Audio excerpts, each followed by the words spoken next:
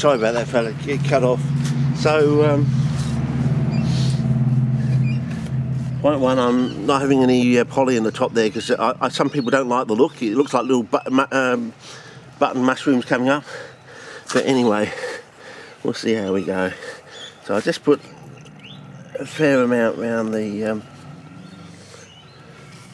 around these ones here. So it's got it can go out in both directions if it wants. But basically the rest is very thin. I'll put this one in here, down here. See how that goes. Very close to maybe its roots will go straight through there. But it'll be interesting whether this one... It'll be interesting to see how any of those weeds, if I put some of those weeds in there.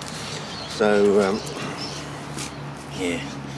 Trying to get this to stand up a little bit, but it's right on that...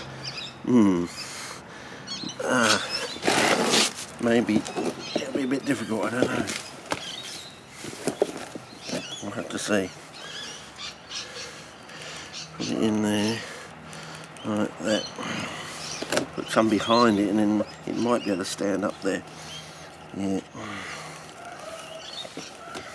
Feed the roots, yeah. Okay. Get rid of those balls out of the way. You never know, we might find this with that, all that once the moisture goes down and the beads become somewhat hydrated, we end up with a nice waft of reductive flammable gas coming up, bathing the roots, permeating up through there, bathing the roots in nice.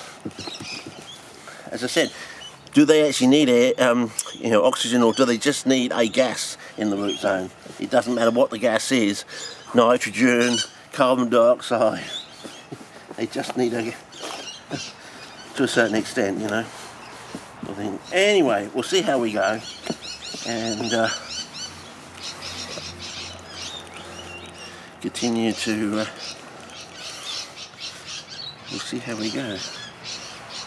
A little bit more around there.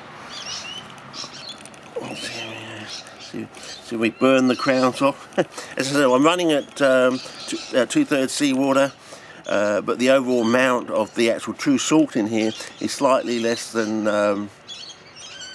a quarter of 600, because it's a slightly variation on the formulation. As I said, that's why it probably. So I'm down to, what was it?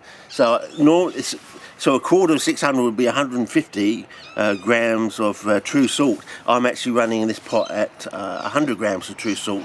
Slight variation in the pathway, but it's still running at a salinity of 22 grams to the litres, I think, because that's the one that is level for fly traps, and cephalotus can handle between 22 and 33, which is a Sarracenia can handle up to 33, and as I said, the Helianthora can handle up to about 1 1/3 seawater, so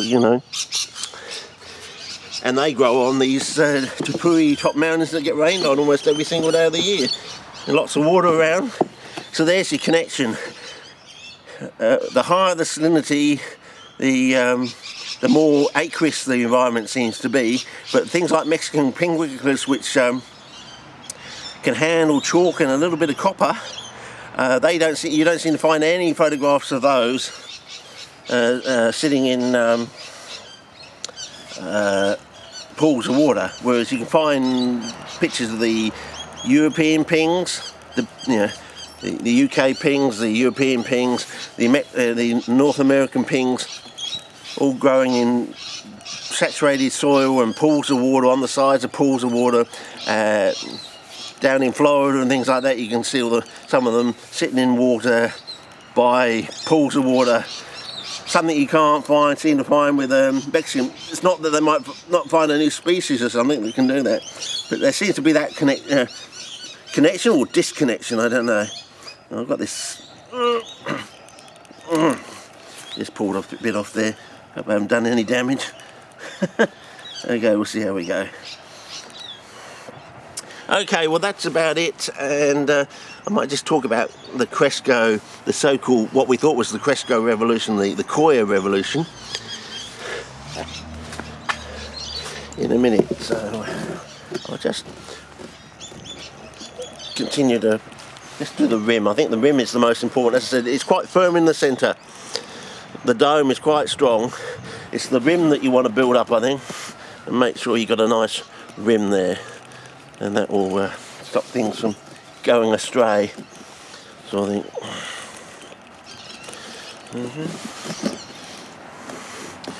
build up the rim if you can around the edge. That's the most important. If you lose the rim, everything's going to collapse inwards, I reckon. But the central bit, very firm now. Look at that, because it's basically just sitting on a solid layer of prilling sort of thing. So yeah, build up the rim. Become a rimmer. Maybe not, I don't know. If you watch Red Dwarf, maybe that's the worst thing you can do is become a rimmer. Okay, yeah, joke, I know. Oh. There we go.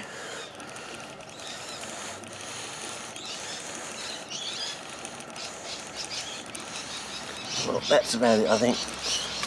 End of the clip. And we'll see how we go. Okay. Over and out. See ya on the next clip.